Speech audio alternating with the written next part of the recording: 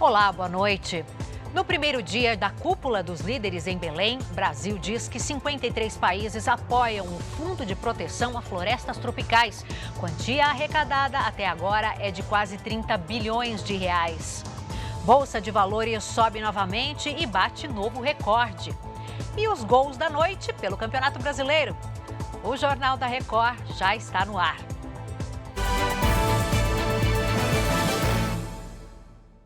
Oferecimento: Bradesco, fuja de cilada financeira. O vice-presidente Geraldo Alckmin se reuniu com o presidente da Confederação Nacional da Indústria para discutir propostas de negociação comercial com os Estados Unidos. A CNI quer ajudar nas tratativas com Washington. A gente vai então até Brasília conversar com a Jaqueline Frison, que tem todos os detalhes. Oi, Jaque, boa noite. Oi, Adriana, muito boa noite para você, para todos que estão conosco. Ricardo Alban, que é o presidente da Confederação Nacional da Indústria, se reuniu com Geraldo Alckmin, vice-presidente da República. Eles falaram sobre propostas da CNI para subsidiar a negociação com o governo de Donald Trump. Com o apoio de empresas de diferentes setores, a CNI apresentou ideias para tentar reverter a taxação dos Estados Unidos a produtos brasileiros, como, por exemplo, a suspensão temporária das tarifas enquanto se negocia uma solução definitiva, além de sugerir investimentos bilaterais em áreas estratégicas como energia, minérios críticos, saúde, infraestrutura digital e inovação. A Alckmin disse que nos últimos 2 meses o governo conseguiu a retirada da alíquota da celulose e do ferro-níquel, que representam 4% das exportações para o território americano. O governo brasileiro tenta reverter essa taxação e já deu início ao diálogo com os Estados Unidos. Eu volto com você. Obrigada pelas informações, Jaque. Boa noite. O plenário do STF concluiu que o Congresso Nacional foi omisso ao não regulamentar o imposto sobre grandes fortunas. A maioria dos ministros entendeu que a falta de regulamentação afronta a Constituição, que prevê no artigo 153 que sempre que possível os impostos terão caráter pessoal e serão graduados segundo a capacidade econômica do contribuinte. Os ministros do Supremo, no entanto, não estabeleceram prazo para o Congresso Nacional editar lei complementar que regulamente o tema. A criação de leis mais severas para o combate ao crime organizado voltou a ser debatida entre autoridades brasileiras no Fórum de Buenos Aires, na Argentina. A Câmara deve apresentar nesta sexta-feira o rito de tramitação do projeto de lei antifacção, apresentado pelo Ministério da Justiça e Segurança Pública. A promessa foi feita pelo presidente da Câmara, Hugo Motta, no Fórum de Buenos Aires. O presidente do Republicanos, deputado Marcos Pereira, defende a urgência do tema. A população pede, clama por um endurecimento na legislação. Nós não podemos passar as mãos na cabeça o quanto antes puder debruçar sobre a PEC da Segurança Pública. Ele disse ontem, o presidente Hugo Motta, que agora no início de dezembro vai ser apresentado o texto final da PEC da Segurança Pública. Tem os textos que o governo mandou sobre o crime organizado, então nós vamos nos debruçar sobre todos eles e debater com muita transparência, com muita clareza, porque segurança pública é urgente que seja tratada no nosso país de uma forma mais dura e mais enérgica. Aqui no Fórum de Buenos Aires, parlamentares e integrantes do Judiciário passaram a defender a união entre os 3 poderes para tirar do papel os projetos de enfrentamento às facções. Em entrevista exclusiva ao Jornal da Record, o ministro Gilmar Mendes, do Supremo Tribunal Federal, defendeu a PEC da Segurança Pública e criticou a falta de convergência para medidas efetivas de combate ao crime organizado. Não podemos ter territórios ocupados, territórios cujo acesso é vedado às autoridades brasileiras. Eu acho que isso ficou muito claro e é fundamental que haja essas investigações. Eu espero que o Congresso vote a PEC da Segurança Pública. Nós sabemos que o crime deixou de ser local, deixou de ser estadual, não é? Hoje é mais do que interestadual, é internacional. Representantes de vários setores também participam do Fórum de Buenos Aires para discutir propostas frente aos desafios do Brasil. E quando a gente senta os 3 poderes juntos para discutir o futuro do país, discutir, pensar um pouco mais, colocar limites na atuação, limites dentro da Constituição brasileira, colocar limites que delimitam melhor e que ordenem melhor o trabalho de cada um dos três poderes. A gente só tem a ganhar com isso. O ministro da Justiça e Segurança Pública, Ricardo Lewandowski, se encontrou nesta quinta-feira com secretários de Segurança Pública dos estados do Nordeste para tratar do avanço das facções na região. Além dos secretários, também estiveram presentes no encontro o governador do Piauí e presidente do Consórcio do Nordeste, Rafael Fontenelis, e o secretário nacional de Segurança Pública, Mário Sarrubo. Na reunião foram discutidas ações de integração e coordenação entre as forças estaduais e federais no combate ao crime organizado. Nós respeitamos a atuação dos governadores, dos estados, inclusive dos municípios, no que diz respeito ao combate à criminalidade. Mas é preciso que haja uma integração nacional, porque o crime hoje não é mais local, não é nem mais nacional, mas tem uma dimensão global. E o governador do Rio de Janeiro, Cláudio Castro, disse que mais operações contra facções estão sendo programadas em áreas dominadas pelo crime. Tem pelo menos 10 operações sendo preparadas. Não quer dizer que são incursões, não quer dizer que sejam iguais a essa. Quando a gente fala operações, são operações de combate ao crime organizado. Também não quer dizer que são todas numa organização criminosa só. Na verdade, se for olhar as investigações, tem muito mais que 10. O que eu falei é que tem pelo menos 10 aí já muito robustas para que em pouco tempo as polícias possam estar cumprindo esses mandatos e desarticulando essas organizações criminosas. O prefeito de Sorocaba, no interior de São Paulo, foi afastado do cargo pela Justiça. Rodrigo Manga, do Republicanos, é alvo de uma operação da Polícia Federal que apura irregularidades em contratos na área da saúde. Rodrigo Manga está em Brasília e gravou um vídeo em que afirma ter sido afastado do cargo por motivos políticos. Os caras tentam tirar do jogo qualquer um que ameaça a candidatura deles. Gente, não deu outra. Hoje, um dia depois de estar em frente ao Palácio da Justiça, me afastaram. A defesa de Rodrigo Manga alega que ele é vítima de perseguição política e que não há nada de concreto que relacione o prefeito ao inquérito policial. A investigação começou em 2022 e apura suspeitas de fraude na contratação de uma organização social para administrar serviços de saúde em Sorocaba. Na operação desta quinta-feira, 2 pessoas foram presas. O vice-prefeito Fernando Costa Neto assumiu o cargo. Em nota, a Prefeitura de Sorocaba afirmou que reforça o compromisso com a transparência e o respeito às decisões judiciais. A Prefeitura de São Paulo apura uma denúncia envolvendo funcionários terceirizados da subprefeitura de Parelheiros, na zona sul da cidade. Um assessor estaria usando mão de obra paga com dinheiro público para reformar um imóvel particular. Este é o condomínio onde fica o imóvel citado na denúncia. Anderson Oliveira Hatz, assessor da subprefeitura de Parelheiros, teria usado a estrutura pública para fazer uma reforma na própria casa. 5 funcionários de uma empresa contratada pela subprefeitura foram flagrados trabalhando no terreno de Anderson. Quando a Guarda Civil Metropolitana chegou, eles tentaram fugir, mas foram detidos. A Prefeitura de São Paulo solicitou à empresa o relatório de GPS dos caminhões para comprovar a localização indevida dos investigados. A denúncia veio à tona porque uma funcionária da empresa se recusou a participar do esquema e acionou a guarda. O prefeito Ricardo Nunes determinou a demissão imediata de Anderson Hatz.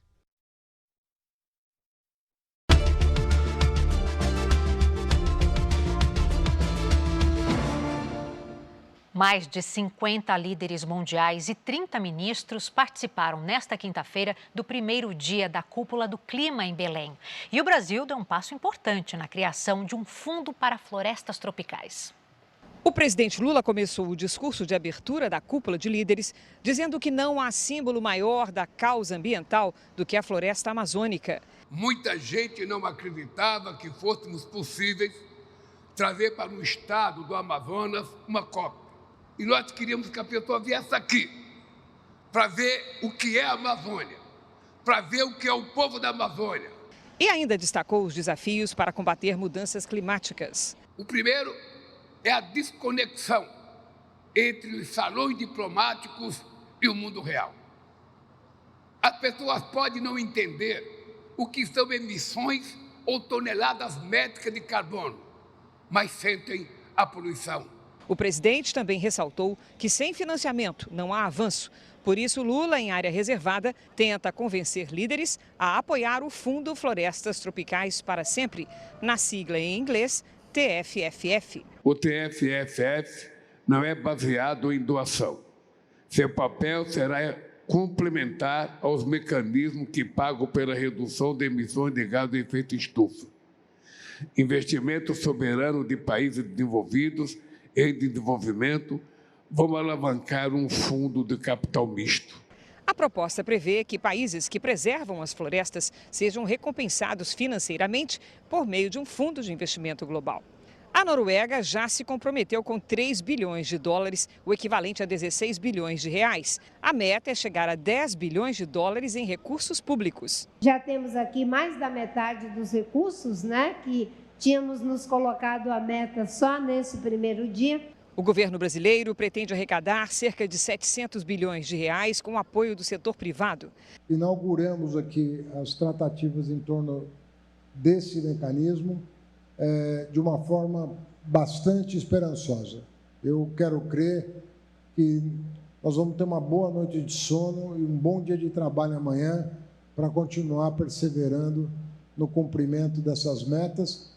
Nesta quinta-feira, Lula teve reuniões bilaterais com o premier britânico Keir Starmer, o presidente francês Emmanuel Macron e com o príncipe William, que declarou apoio ao Fundo Florestas Tropicais para Sempre. Brazil's proposal for the Tropical Forests Forever Fund is a visionary step toward valuing nature's role in climate stability. Já o vice-premier da China defendeu o fim de barreiras comerciais que dificultam a transição energética e o desenvolvimento sustentável do mundo. Destaque para o discurso do secretário-geral da ONU. Antônio Guterres fez um alerta definitivo sobre o aumento da temperatura da Terra. Every fraction of a degree means more hunger, displacement and loss, especially for those least responsible. This is moral failure and deadly negligence. Os discursos das autoridades alinham o que será debatido nas reuniões da cúpula climática, que serão realizadas a partir da semana que vem. Dessa vez, os oceanos também estarão na mesa de debates. Se a gente não falar do oceano, a gente está deixando de fora 70% do planeta. Pescadores, indígenas e agricultores do litoral paulista recebem incentivo do governo de São Paulo para limpar rios e proteger florestas. Os esforços unem preservação ambiental e geração de renda. O programa ganhou repercussão internacional e vai ser apresentado na COP30 como exemplo de política pública sustentável. Na beira do rio, a pilha se acumula. Não para de chegar barco de pesca lotado, mas não de peixe. Mais de 100 pescadores dessa comunidade em Guarujá, no litoral de São Paulo, participam do mutirão da limpeza. Em um só dia, tiram do mangue até 10 toneladas de resíduos. Não teve uma vez que nós veio tirar que não saiu de toneladas aí. A pesca do lixo vai render R$ 700 em vale alimentação para cada pescador. É um pagamento por serviço ambiental do programa da Fundação Florestal do Estado de São Paulo. Já ajuda bastante. Além do dinheirinho, você passeia aqui e está mais limpo, né? Tá mais limpo, é muito melhor. Quem não quer passear assim e tá o rio limpo, né? No começo, houve um pouco de resistência dos pescadores, mas aos poucos, eles foram ganhando confiança no projeto. Hoje, em todo o litoral de São Paulo, já são mais de 300 pescadores artesanais cadastrados e mais de 100 toneladas de resíduos retirados de mangues, praias e do mar. O Estado ganha, os pescadores ganham, o meio ambiente ganha, todos os lados ganham e a gente tem conseguido cada vez mais cadastrados, mais famílias beneficiadas, o que pra gente é ótimo, né? O incentivo não é só para pescadores.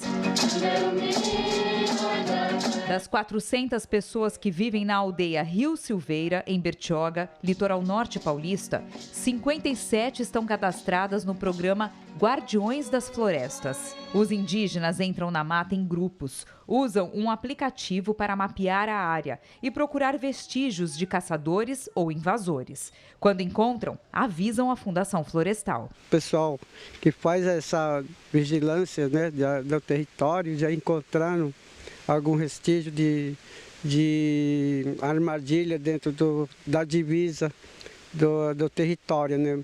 Eles também acompanham visitas de turistas, valorizam a cultura dos povos originários e ajudam a preservar os mais de 8.500 hectares de terra indígena. Para isso, cada participante do projeto recebe até R$ 2.500. Essa é a minha maior conquista até hoje, né? Eu me sinto grato por ter entrado nesse projeto, né? O que eu não aprendi, agora eu estou aprendendo, né? Preservar o meio ambiente aliado ao desenvolvimento social é o principal objetivo do projeto. Ele será apresentado na COP30 como política pública eficiente e sustentável. Aqui nesse pequeno viveiro tem cerca de 500 mudas de palmeira jussara, que serão plantadas em um espaço muito maior, num sítio. Vai demorar uns 8, 10 anos para essa palmeira chegar no tamanho máximo e dar frutos. Para fazer esse repovoamento com uma espécie que está ameaçada de extinção, o agricultor vai ganhar dinheiro do governo do estado. Caio mora numa reserva ecológica no litoral sul de São Paulo. Para plantar 6 hectares de palmeira jussara, vai receber R$ 38 mil parcelados em 5 anos. E ainda vai ganhar com a polpa do fruto, que parece com o açaí da Amazônia. Uma delícia. Isso é o bom da vida, né? Trabalhar com o que gosta, enfim, ganhar com o que a gente ama fazer. A jussara é isso. Quando você toma a primeira vez a jussara, parece que é para a vida inteira agora. É uma missão protegê-la. O pagamento por serviços ambientais da jussara já distribuiu mais de R$ 2 milhões. Seu Nicleto tem 87 anos e dedicou grande parte da vida à agricultura. Agora tem incentivo para plantar a palmeira, que conhece desde a infância. Eu acho que o palmito tem muita serventia. Tem para a gente vender a semente, né, com a polpa, que tá bom de vender, vende a semente para plantar e para os pássaros também. Vale a pena plantar. As sementes que ele vende para a Fundação Florestal voltam para as áreas protegidas. A gente está valorizando, além da espécie, ela em pé, economicamente, ambientalmente, mas também tentando melhorar a qualidade de vida do produtor e do membro da comunidade tradicional envolvido, né? Produtores de alimentos do mundo inteiro se reúnem em Brasília para apresentarem sugestões de produção sustentável na COP30. O Brasil é o terceiro maior produtor mundial de alimentos. Só no primeiro semestre deste ano, o agronegócio brasileiro faturou o equivalente a 438 bilhões de reais com exportações. E uma das preocupações é com a preservação ambiental. De acordo com a Confederação Nacional da Agricultura e Pecuária, o Brasil é referência em tecnologias de baixo carbono, recuperação de pastagens e manejo eficiente de recursos naturais. A gente cresce todos os anos em termos de produção baseado em aumento de produtividade. Então, eu costumo dizer que não existe uma discussão relevante sobre produção agropecuária, sobre segurança alimentar e sobre mudança climática se o Brasil não tiver sentado à mesa, se os representantes do setor produtivo agropecuário brasileiro não estiverem sentados à mesa. Além da COP30, o Brasil recebe um dos maiores encontros de agricultores do mundo. Produtores de vários países estão em Brasília para a COP30 Farmers Summit. O setor produtivo vai elaborar um documento com sugestões para ser apresentado durante a COP30 em Belém. O presidente da CNA, João Martins, defendeu que o setor agropecuário precisa ser tratado como protagonista de ações de combate às mudanças climáticas. É hora de escutar quem está na linha de frente. Quem produz, preserva e alimenta o planeta. A agropecuária brasileira é parte essencial da solução. Produzimos com responsabilidade, ciência e inovação, conciliando a produção com a conservação. E o vice-presidente Geraldo Alckmin participou da inauguração de uma cervejaria no interior de Minas Gerais. O investimento foi de R$ 2,5 bilhões. Passos, sul de Minas Gerais. A cidade de pouco mais de 100 mil pessoas recebe um impacto significativo na economia local. 350 empregos diretos e outros 11 mil indiretos. 70% das vagas fixas foram preenchidas por moradores da região. A Júlia, aos 22 anos, está feliz da vida com o novo emprego. A gente não tinha, grandes oportunidades assim de trabalho na cidade, então assim foi uma porta muito incrível que abriu pra gente. Completamente me encontrei nesse meio e assim hoje é com muita paixão que eu falo que eu faço cerveja. Os colaboradores chegaram há alguns meses e passaram por um processo de treinamento. Eles começaram de 4 a 6 meses antes do começo de operação da cervejaria, desenvolver elas tecnicamente aqui dentro e de desenvolver essa cultura industrial. Nesta quinta-feira, autoridades participaram da inauguração da nova fábrica. O vice-presidente Geraldo Alckmin e o governador de Minas, Romeu Zema, estiveram presentes. Essas águas são maravilhosas e nós vamos ter aqui o produto, Jamelero, da qualidade da Heineken. E o Brasil é o terceiro produtor de cerveja do mundo. Uma região onde mais se desenvolveu dentro de Minas Gerais, que já está acima da média Brasil. A área equivale a 140 campos de futebol e recebeu investimento de 2,5 bilhões de reais.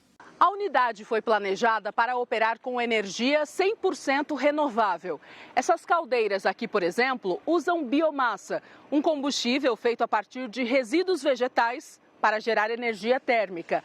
É esse calor que move parte do processo de produção. A gente tem sistemas de reutilização de resíduos, a gente tem sistemas de recuperação de água, visando o menor impacto ambiental. Porque a gente sabe, uma indústria que demanda água, por exemplo, ela demanda vários recursos naturais e a gente quer causar o menor impacto possível. Se a gente pensa somente em Passos, de repente pode não fazer tanto sentido, mas nós somos em 14 cervejarias no Brasil. A Bolsa de Valores bateu mais um recorde nesta quinta-feira. Vamos dar uma olhadinha aqui no nosso telão, olha só. Com uma pequena alta de 0,03%, o Ibovespa fechou, então, em 153.338 pontos. O dólar voltou a cair e fechou cotado a R$ 5,34. A Polícia Civil do Distrito Federal investiga um homem acusado de planejar o assassinato do presidente dos Estados Unidos, Donald Trump. Tiago Augusto de Carvalho, de 33 anos, foi alvo de um mandado de busca e apreensão na casa dele em Goiânia. Foram encontrados símbolos extremistas e um caderno com anotações sobre como entrar nos Estados Unidos por terra, a partir da Guatemala. A polícia apreendeu documentos e o telefone celular de Tiago, suspeito de fazer ameaças de morte ao presidente dos Estados Unidos, Donald Trump, e à primeira-dama, Melania. Em um dos e-mails, Tiago escreveu: "Marque minhas palavras, farei 2 mortes com uma bala, utilizando um rifle de precisão." Tiago morou nos Estados Unidos por 10 anos, onde foi preso por agressão. De acordo com as investigações, aqui no Brasil ele usou um computador de uma lan house em Goiânia, no dia 25 de setembro, para enviar o e-mail com as ameaças. E logo depois, veio de ônibus para Brasília, seguiu para a Embaixada dos Estados Unidos, mas foi impedido de entrar pela segurança. Questionado sobre as ameaças, Tiago foi irônico. Afirmou não ter dinheiro para comprar arma. Ele não foi preso, mas segue sendo investigado. A defesa do suspeito não foi localizada. Notícias internacionais: a ex-presidente da Bolívia, Jeanine Áñez, foi solta nesta quinta-feira após 4 anos e 8 meses presa. A justiça anulou a condenação por golpe de Estado e determinou que Áñez seja submetida a julgamento pelas mortes de opositores que aconteceram durante o seu governo. Ela estava presa desde março de 2021 e foi condenada em junho de 2022. O Conselho de Segurança da ONU aprovou uma resolução para suspender as sanções contra o presidente da Síria, Ahmed al-Sharaa. A decisão foi tomada poucos dias antes da viagem do líder sírio aos Estados Unidos. Donald Trump deve recebê-lo na Casa Branca na próxima semana, em um encontro histórico entre os dois países. Essa será a primeira visita de um presidente sírio à Casa Branca em décadas. A Espanha vai proibir a criação de aves ao ar livre por causa do aumento dos casos de gripe aviária. Especialistas alertam que o surto coincide com o período de migração de aves silvestres, o que facilita a propagação do vírus. Até agora, cerca de 700 casos foram confirmados em 15 dos 27 países da União Europeia. Com mais de 50 anos de carreira, o filósofo, escritor e diretor de teatro e cinema Bernard-Henri Lévy traz em seu mais recente livro um ensaio sobre a situação de Israel após os ataques do Hamas há pouco mais de 2 anos.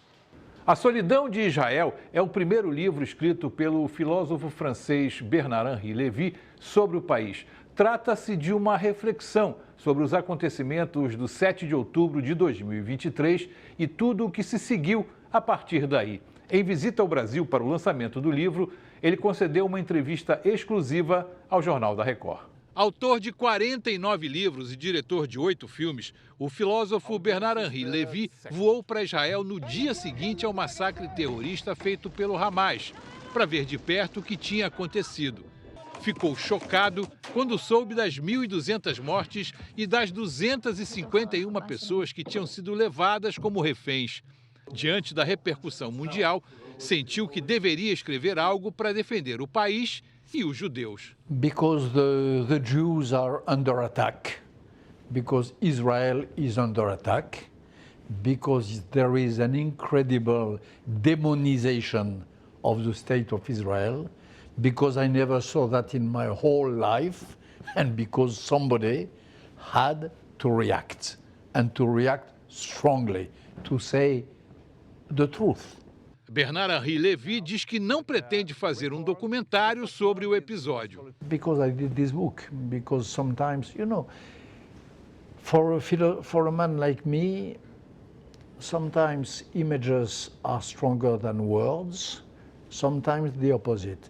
For that, for October 7, the event of October 7, and for the will to erase the event of October 7, words, I thought that words were more efficient.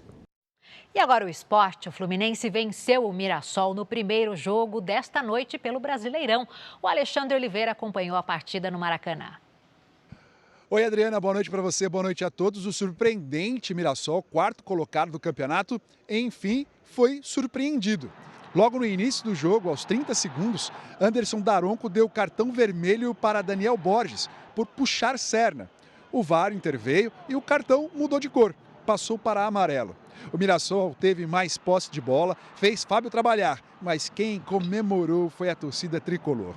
Dessa vez, Serna bateu para a área, o desvio em Daniel Borges impediu o goleiro Walter de fazer a defesa. 1-0 Fluminense. Com o resultado, o Mirassol perdeu uma invencibilidade de 5 jogos, mas segue na zona de classificação para a fase de grupos da Libertadores do ano que vem. O Flu chegou a 50 pontos, está na 7ª posição, que garante vaga à pré-Libertadores. Eu volto com você, Adriana. Obrigada, Lê. No Clássico Paulista, o Palmeiras venceu o Santos e aumentou a vantagem na liderança do Brasileirão. Boa noite, Pedro Ramiro. Vitor Roque decidiu mais uma vez? Olá, Adriana. Boa noite a você e a quem nos acompanha. A convocação para a seleção brasileira reflete o bom momento do atacante, que marcou 2 vezes no Clássico. O placar só não foi maior, porque o goleiro do Santos salvou a equipe várias vezes. Os gols só saíram na segunda etapa. Vitor Roque recebeu de Flaco Lopes e fez o primeiro. E depois deu um toquinho por cima do goleiro para ampliar. 2-0. Agora o Palmeiras lidera com 68 pontos, 3 a mais que o Flamengo. E o Santos entrou na zona de rebaixamento. Eu volto com você, Adriana. Valeu, Pedro. Também teve clássico cearense na rodada e deu empate. O Fortaleza saiu na frente no primeiro tempo com o paraguaio Adam Bareiro. Mas aí perto do fim do jogo, Pedro Raul deixou tudo igual. Final 1-1. O Ceará é o 13º colocado e o Fortaleza está na penúltima colocação na zona de rebaixamento. Esse foi o Jornal da Record. Você fica agora com Fala que eu te escuto. Uma ótima noite.